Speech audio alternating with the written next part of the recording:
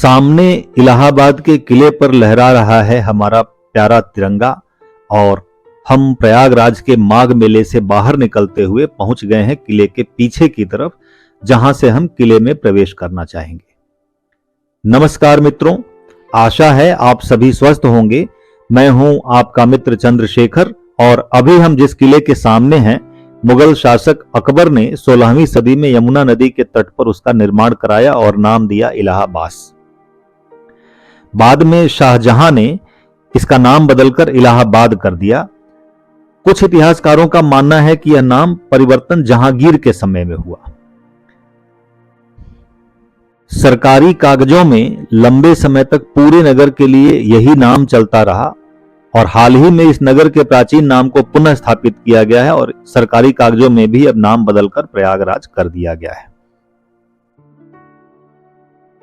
वर्तमान सरकार ने किले की एक दीवार को तोड़कर अक्षयवट तक जाने का एक चौड़ा सुगम रास्ता बनाने का निर्णय किया है, ताकि आगामी कुंभ मेले में आने वाले भारी भीड़ का प्रबंधन ठीक से किया जा सके। अभी मैं देख रहा हूं किले के इस हिस्से में 2025 महाकुंभ की तैयारी तेजी से चल रही है।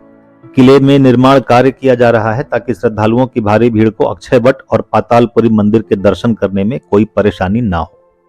ब्रिटिश काल में इस किले में कुछ निर्माण कार्य किए गए थे, जिनसे यह रास्ता संकरा हो गया था। उन्हीं दीवारों को तोड़कर मार्ग को चौड़ा किया जा रहा है। कुछ हिस्सा जर्जर भी हो गया था, उसका भी पुनर्निर्माण किया जा रहा है।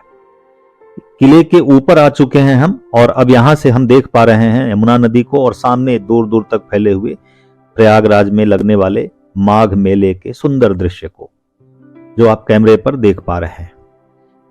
यह किला अब भारतीय सेना के संरक्षण में है और इसी किले के अंदर एक प्राचीन वटवृक्ष है जिसे अक्षयवट कहा जाता है।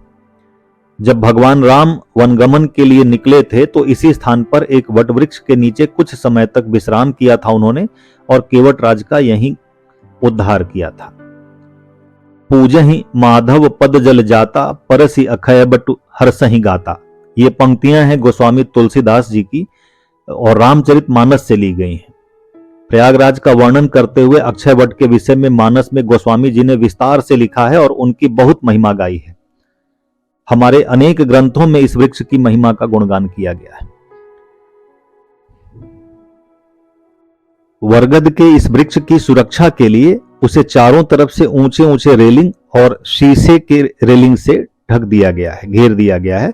लोग सिर्फ इस वृक्ष का दर्शन कर सकते हैं। सामान्य लोगों के लिए वृक्ष के निकट जाने की अनुमति नहीं है। जैसा कि आप देख पा रहे हैं, इन रेलिंग्स के किनारे किनारे लोगों की भीड़ लगी हुई है। अकबर के समय तक आते आते लोगों में किसी प्रकार से यह विश्वास हो गया था कि इस वटवृक्ष के नीचे प्राण त्यागने से वैकुंठ की प्राप्ति होती है और लोगों ने इस वृक्ष के नीचे आकर प्राण त्यागना प्रारंभ कर दिया था। अकबर के समय में भी यह परंपरा चल रही थी।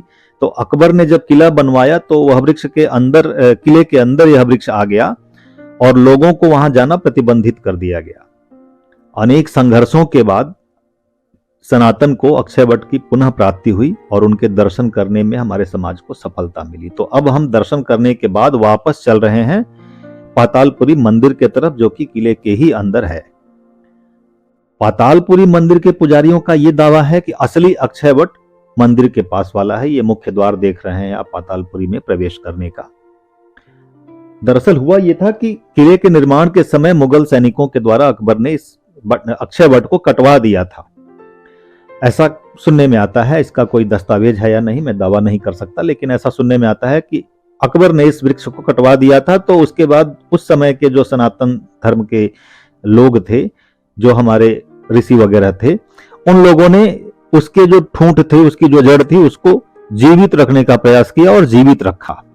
तो सुनने में आता है कि वो जो अक्षयवट हम देख करके आए हैं वहां उसको जीवित रखा गया। कुछ लोग कहते हैं कि ये मंदिर में भी इसको जीवित रखा गया था। तो हो सकता है कि एक से अधिक स्थानों पर अक्षयवट को जीवित रखा गया हो और हो सकता है कि ये उसी अक्षयवट, उसी बरगद वृक्ष की जड़ों से उत्पन्न हुए वृक्ष हों। यहाँ इस मंदिर के प्रांगण में भी मैं निर्माण कार्य होता हुआ देख रहा हूँ। ये सब 2025 के महाकुंभ की तैयारियों का ये सब चल रहा है, तैयारियां चल रही हैं। थोड़ी बहुत भीड़ भाड़ है अभी माघ मेले की वजह से। कुंभ में यहाँ ज्यादा भीड़ होती है। रास्ते में ये एक और मंदिर है जो हम अभी देख पा रहे हैं। यहाँ भजन कीर्तन वगैरह लगाया गया है, टेप पर ये चल रहा है।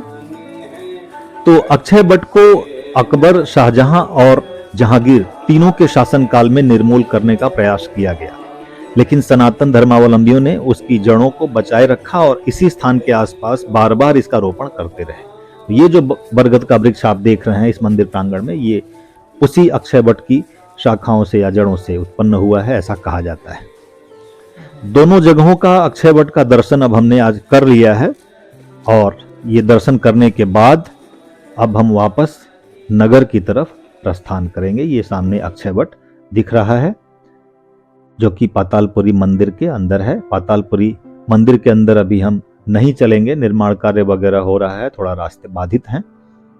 हालांकि वहां जाया जा सकता है, लेकिन संध्या हो रही है और अब हमें चलना है नगर के अन्य स्थानों पर दर्शन करने। सामने बैठे हुए हैं हमारे रवि भाई जो थक गए हैं पूरे दिन भर की यात्रा के बाद। ये पीपल के पेड़ के नीचे विश्राम कर रहे हैं और अब हम लोग चलेंगे नगर की तरफ। तो ये रास्ता है वापसी का। हमें आशा है कि आपको अक्षय वट का दर्शन करके अच्छा लगा होगा और हम निकल आए हैं बाहर की तरफ। इस मंदिर प्रांगण के रास्ते में ये कामकाज होता हुआ दिख रहा है और ये उच्च न्यायालय इलाहाबाद का, प्रयागराज उच्च न्यायालय का ये शिविर है। इस तरह के अन्य शिविर भी रास्ते में हमें दिख रहे हैं। इसमें अधिवक्ताओं का शिविर है, माननीय उच्च न्यायालय का शिविर है ये, और विभिन्न सरकारी विभागों के भी शिविर यहाँ पे इस मेला क्षेत्र में रहते हैं, जहां उस विभाग से या उन विभागों से जुड़े हुए लोग, अधिकारी, कर्मचारी गण आकर के रुक सकते हैं कल्पवास के क्षेत्र में। हालांकि कल्पवास तो यहाँ कोई ही नहीं करता, लेकिन कुछ समय के लिए लोग आते हैं, मेला में आते हैं, स्नान इत्यादि करते हैं। परंपरावश ये शिविर बनते रहे हैं और कुछ समय के लिए कभी कभार ये अधिकारी गण यहाँ आकर के ठहरते हैं और यहीं से ठहर कर आगे संगम स्नान इत्यादि के लिए जाते हैं। तो अब हम मेले से करेंगे प्रस्थान। आशा करते हैं कि आपको ये वीडियो अच्छा लगा होगा और अपने अगले वीडियो में हम कुछ नए स्थानों के दर्शन आपको कराएंगे। तब तक के लिए दीजिए अपने मित्र चंद्रशेखर को अनुमति। फिर मिलेंगे आपसे एक बार। अगर आपने अब तक हमारे चैनल को सब्सक्राइब न किया हो तो कृपया जल्द से जल्द इसे सब्सक्राइब कर लें, लाइक करें, कमेंट करें और खूब जमकर शेयर करें ताकि अन्य लोगों तक भी ये जानकारियां पहुंच सके। हर हर महादेव।